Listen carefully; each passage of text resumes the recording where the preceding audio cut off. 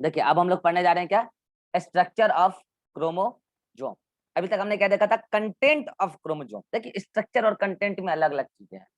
आपसे बोला जाए आपका घर किन चीजों से बना है, तो आप क्या बोलोगे कि हमारे घर में 6 कमरा है, एक बाथरूम है, एक बेडरूम है, एक बकैती रूम है, यही बोलोगे क्या? आप बोलोगे कि हमारा घर बालू, सीमेंट, बजरी, रॉड, इन चीजों से बना है। यही है, मटेरियल है, वो कंटेंट है। फिर आपसे बोलेंगे आपके घर का स्ट्रक्चर क्या है, तब आप समझाओगे कि हमारा घर 2 मंजिला है, हमारा घर फर्स्ट फ्लोर पे इतना रूम है, उसमें ये है, उसमें वो है। तो स्ट्रक्चर और कंटेंट में यार डिफरेंस होता है, लोग एक ही चीज समझ लेते हैं, ठीक है। तो मैंने आपको कंटेंट समझा दिया, अब हम स्ट्रक्चर समझाने जा रहे हैं कि आप स्ट्रक्चर मतलब मॉर्फोलॉजी। लो मैं कहता हूँ स्ट्रक्चर का मतलब क्या, मॉर्फोलॉजी। मैं यहाँ पे लिख देता हूँ ऑब्लिक डाल के, स्ट्रक्चर का मतलब क्या, मतलब मॉर्फोलॉजी। मॉर्फोलॉजी। और फिर मैं इसके बारे में एक बात कह देता हूँ, can studied, can studied at metaphase. अरे मेटाफेज में आप उसको मॉर्फोलॉजी को देख सकते हो माइक्रोस्कोप में लगा के ना, मेटाफेज। अदरवाइज आप देख कैसे पाओगे? फिर आप बोलोगे सर कंटेंट का कैसे पता चला? साइंटिस्ट ही पता करते हैं ना यार किस चीज का बना हुआ है। वो स्ट्रक्चर देख के फिर उस समय उस सेल को आइसोलेट करके, ये तो साइंटिस्ट पता कर लेते हैं ना कि किस चीज का बना हुआ है। यही तो है बायोलॉजी में रिसर्च। तो अब उसका मॉर्फोलॉजी तो आप माइक्रोस्कोप से देख सकते हो, सेल जब डिवाइड कर रहा है, लेकिन सिर्फ और सिर्फ कब के समय, तो मेटाफेज के समय। माइक्रोस्कोप से देखते जाओ और डायग्राम बनाते जाओ, माइक्रोस्कोप से देखते जाओ डायग्राम बनाते जाओ, तो जो स्ट्रक्चर आएगा वही मैं अभी आपको बताने जा रहा हूँ। तो मॉर्फोलॉजी मतलब स्ट्रक्चर क्रोमोजोम का आप सिर्फ मेटाफेज स्टेज के दौरान ही देख सकते हैं मोर एक्यूरेटली, क्योंकि क्रोमोजोम की बात चल रही है, क्रोमेटीन क्रोमेटिड की बात नहीं चल रही है। तो चलिए अब हम देखते हैं मॉर्फोलॉजी उसका कैसा दिखता है, ठीक है। तो ये तो क्या हो गया, उसका आपको पता है जेनेटिक मटेरियल हो गया, मतलब कुल मिला के क्रोमेटिड है, ठीक है। और आपको पता है कि इसके चारों ओर ये रहा आपका क्या, पेलिकल, दिस वन। ये पेलिकल इसको घेरा हुआ होगा स्टेप से, ठीक है। अब लोग घेर देता हूं मैं इसको पूरा का पूरा, ये पेलिकल इसको घेरा हुआ होगा स्टेप से, ठीक है। ये लो, पेलिकल इसको घेरा हुआ है, और इसमें ग्राउंड मैट्रिक्स अभी मैंने आपके सामने भरा ही था, सही। ये लो, मेरा ग्राउंड मैट्रिक्स वगैरह भर दिया मैंने। अब वो मटेरियल दिखाने की कोई आवश्यकता नहीं है और उसको लेवलिंग करने का कोई जरूरत नहीं है। मैं तो इसके स्ट्रक्चर की बात कर रहा हूँ, मैं तो इसके स्ट्रक्चर की बात कर रहा हूँ। तो देखिए स्ट्रक्चर में सबसे पहली बात आप कहेंगे कि ये जो पोर्शन है दिस वन, यह एक क्रोमेटिड है, और ये अपने आप में एक क्रोमेटिड है। तो स्ट्रक्चर के बारे में तो पहले आप क्रोमेटिड का नाम बताएंगे, ठीक है। तो लीजिए मैं इन दोनों के बारे में क्या लिख देता हूं कि ये दोनों ही क्या है, तो ये दोनों ही वन वन क्रोमेटिड है। लीजिए वन क्रोमेटिड, ये कंप्लीट वन क्रोमेटिड है, और ये अपने आप में एक क्रोमेटिड है, वन क्रोमेटिड। यानी कि एक क्रोमोजोम की अगर बात करें तो वो 2 क्रोमेटिड का बना हुआ होता है, और ईच क्रोमेटिड में एक एक डीएनए है। लो मैं ये बात भी लिख देता हूं कि have one DNA, have one DNA, one DNA, okay. और इस क्रोमेटिड में भी क्या है भैया, हैव वन डीएनए। यहां तक सभी को क्लियर है? हाथ खड़ा करो, ये बात कल ही बता चुके थे। एक क्रोमेटिड में एक ही डीएनए पूरा रैप्ड हो गया है, पैक हो गया है, क्लियर। अब बात करते हैं इसमें लेवलिंग की, कि और कौन कौन से पार्ट्स हैं सर, उसका नाम वगैरह सर बता दीजिए, क्रोमोजोम का आता है एग्जाम में। तो लो मैं कह रहा हूं कि ये जो आप किनारा वाला पार्ट देख रहे हो, ये वाली पार्ट, ये जो किनारा देख रहे हो, यहाँ जो आप ये किनारा देख रहे हो, ये किनारा और ये किनारा और ये किनारा, इन सारे किनारे को, इन सारे किनारे को हम लोग कहते हैं टीलोमेयर। मैं एक का नाम लिख रहा हूं, देख लो ब्लू कलर से सब जगह घेरा हूं, आप समझ ही जाओगे, सारे के सारे ब्लू कलर के वाले, इसको बोलते हैं टीलोमेयर, टीलोमेयर, क्लियर। टीलोमेयर मैं बाद में काउंटिंग भी बता दूंगा, एक क्रोमोसोम में कितने टीलोमेयर वगैरह सारी सारी काउंटिंग में कर दूंगा, ठीक है। तो टीलोमेयर के बारे में आप क्या बोलोगे, आप इसके बारे में बोलोगे terminal end of, terminal end of each chromatid, each chromatid. और इसके बारे में आप कहोगे, इसके बारे में आप कहोगे have constitutive, have constitutive chromatid, constitutive chromatid है इसके पास, ठीक है, कंस्टिट्यूटिव क्रोमेटिड है।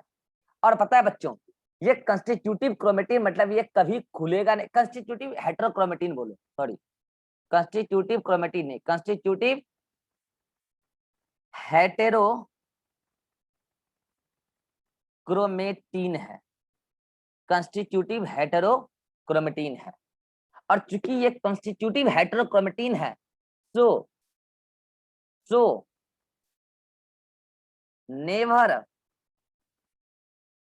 नेवर शो ट्रांसक्रिप्शन, इसलिए कभी ट्रांसक्रिप्शन नहीं दिखाएगा। प्रीवियस टू प्रीवियस क्लास में मैंने आपको एक बात गलत बता दिया था कि ये रेप्लिकेशन भी नहीं दिखाएगा। देखिए ये थोड़ा चक्कर है, जो डिवाइडिंग सेल है उसमें जो ये टीलोमेयर है, ये सच बात है कि ये कभी खुलेगा नहीं, एक बार बन गया तो फिर कभी खुलेगा नहीं। लेकिन ये टीलोमेयर के बारे में जब बात करेंगे तो नहीं खुलेगा। लेकिन जब ये डीएनए स्टेज में था, जब ये डीएनए था, तो उस टाइम तो वो डीएनए था ना, डीएनए का एंड, डीएनए जो है उसका जो एंड है वो तो रेप्लिकेशन किया होगा ना यार।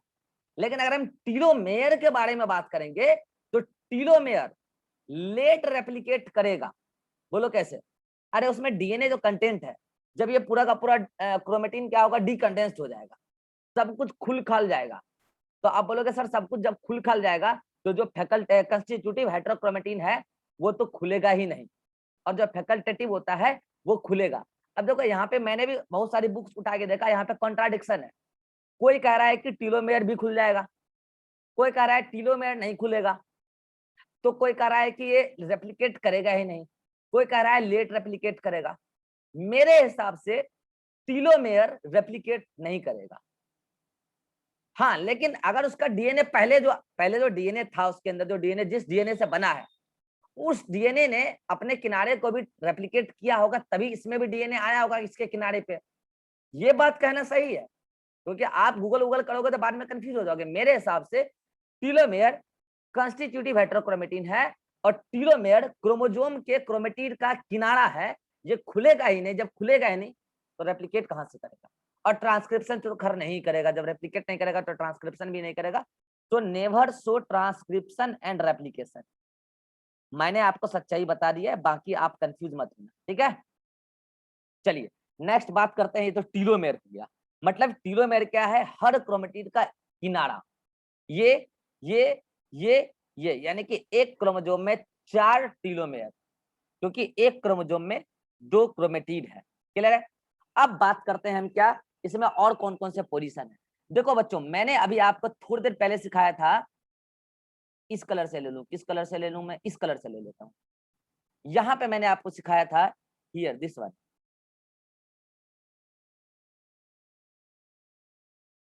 ये यहां पे मैंने अभी आपको सिखाया था थोड़ी देर पहले, ले लो,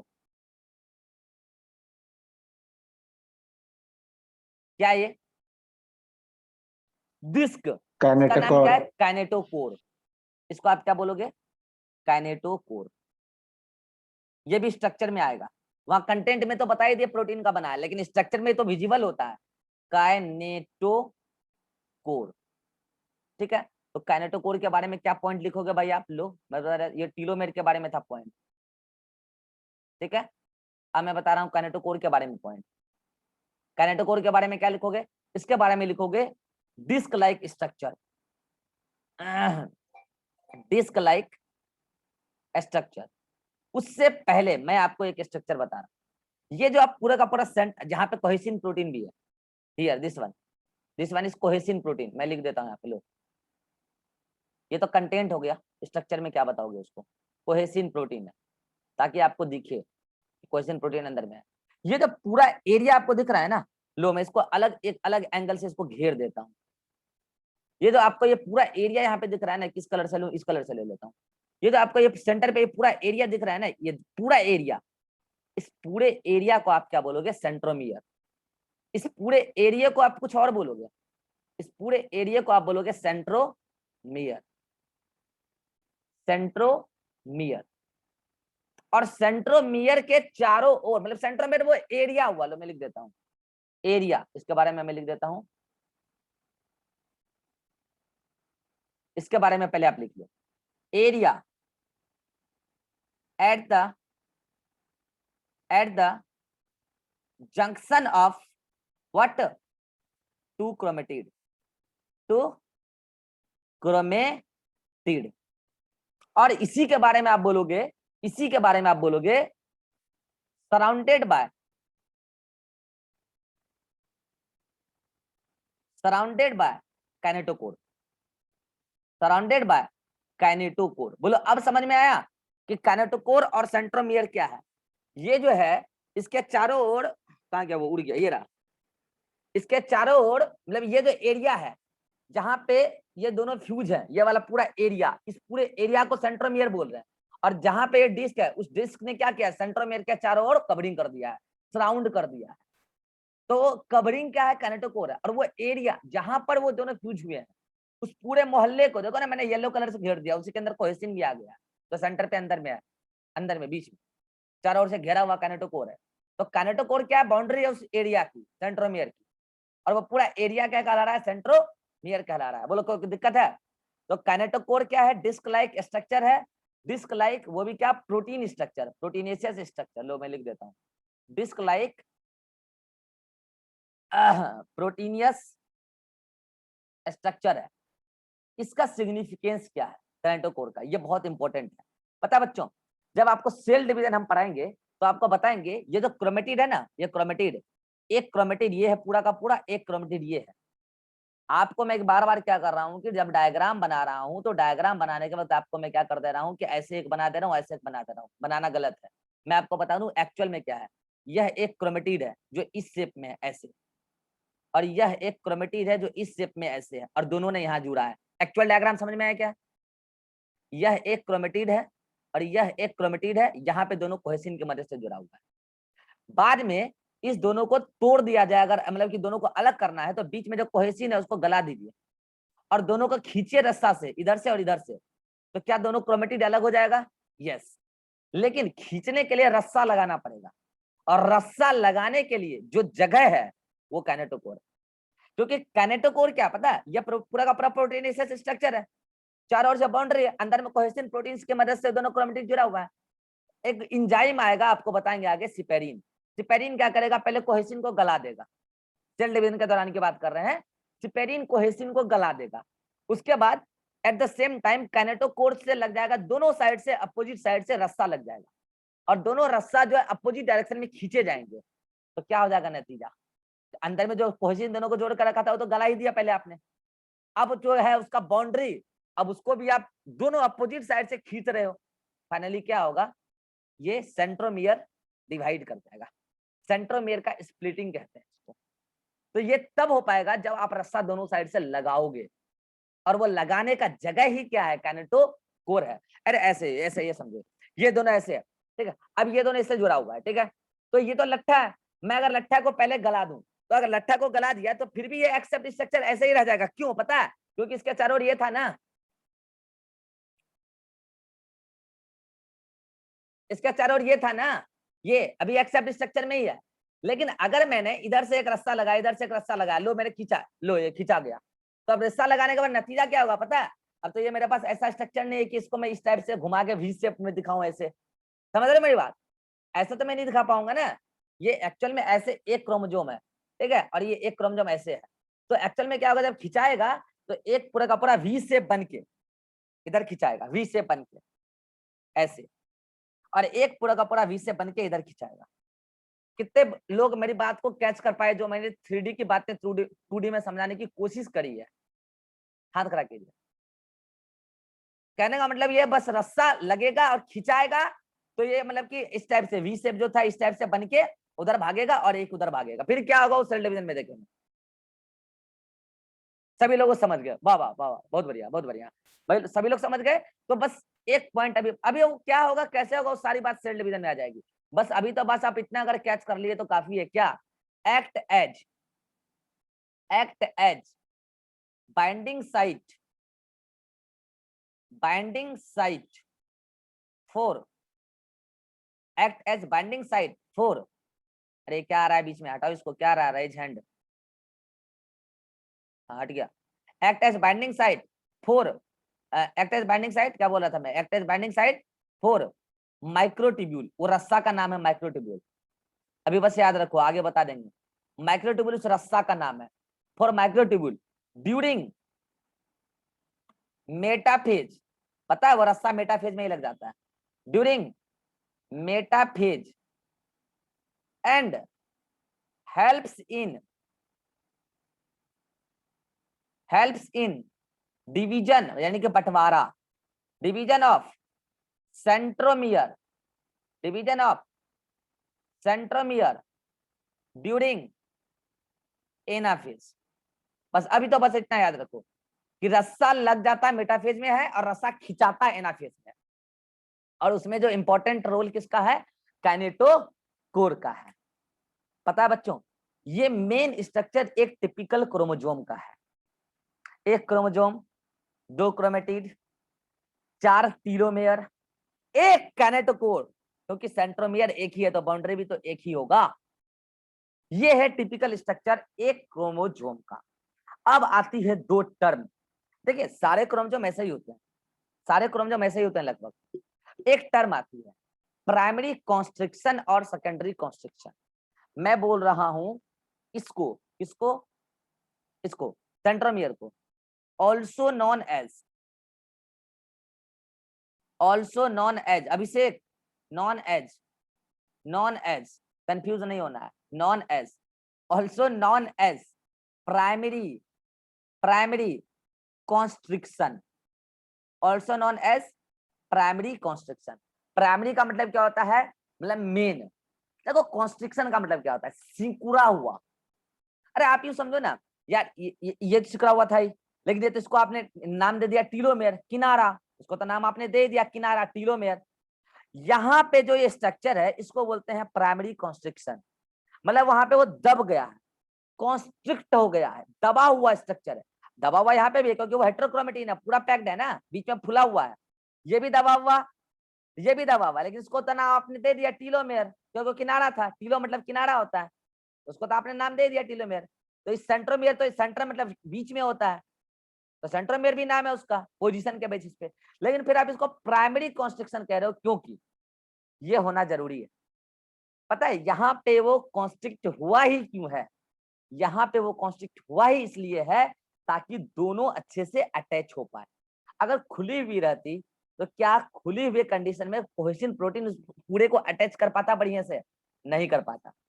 अरे हम दवा उवा दिए तो अब अच्छे से बांधने में होता है ना। अरे यार मतलब आप याद करो, जो लोग गांव वगैरह में रहते होंगे, एक बात गौर किए होंगे, घास जब बांधते हैं बीच से रस्सा लगाते हैं, एकदम खींचते हैं जोर से, बीच में बांधते हैं ना वहां पे, तो वहां कॉन्स्ट्रिक्ट हो जाता है ना इलाका, पूरा मोहल्ला वहां पे। तो वैसे ही यहाँ पे है, जहाँ पे दावे वहां कॉन्स्ट्रिक्ट हो गया, इसलिए इसको बोला प्राइमरी कॉन्स्ट्रिक्शन। तो कॉन्स्ट्रिक्शन को लेकर ज्यादा कंफ्यूज नहीं होना है, इसके बारे में आप सिंपल लाइन क्या लिख लोगे, दबा हुआ। दबा हुआ मतलब धसा हुआ, धसा हुआ, धसा हुआ पार्ट, बस ये बात बोल दो। तो इस सेंट्रोमियर को ही क्या बोलते हैं, प्राइमरी कॉन्स्ट्रिक्शन बोलते हैं। बोलो सभी लोगों को क्रोमोसोम का स्ट्रक्चर समझ में आ गया, हाथ खड़ा करो।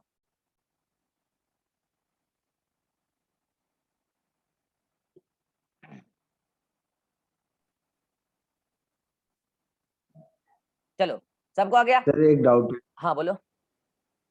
सर ये स्ट्रक्चर जो शो होगा उसमें कोहेसिन प्रोटीन भी शो होगा या फिर नहीं वो होगा, आप सिर्फ वो मैंने आपको दिखा दिया, आप तो मिटा दो, वो दिखता थोड़ी है यार, वो तो मैंने बताया है। मिटा दूं वैसे क्या, वही मैं कंफर्म कर रहा मिटा दूं, हूँ। No sir, no sir. तुम्हारी मर्जी, अगर चाहो तो मिटा दूं मैं, ये तो मैंने दिखा दिया कि वो जोड़ के रखा है, ठीक है। वैसे क्वेश्चन प्रोटीन पिछले यस सर। डायग्राम में बता दिए, चाहो तो मिटा दो लो, खुश, मैंने मिटा दिया, ठीक है। और यहाँ यस पे लो इसको भी मिटा दिया, लो खुश।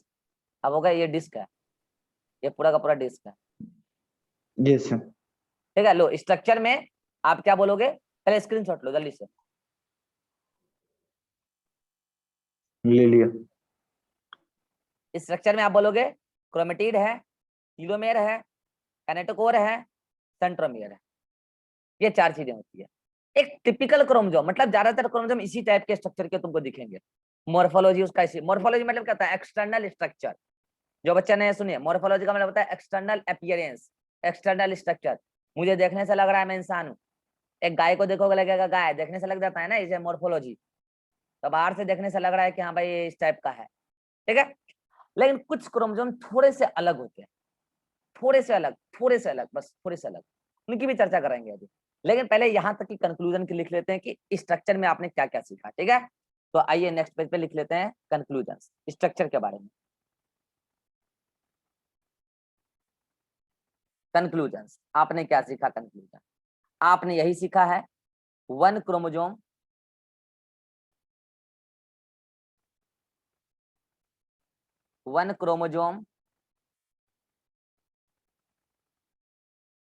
में क्या क्या है। तो आप बोलोगे वन क्रोमोसोम कंटेन्स, फिर ऐसे बोलोगे वन क्रोमोसोम हैव। चलिए एक एक करके बात कर लें। हैव क्या? Chromatid, chromatid, telomere, centromere,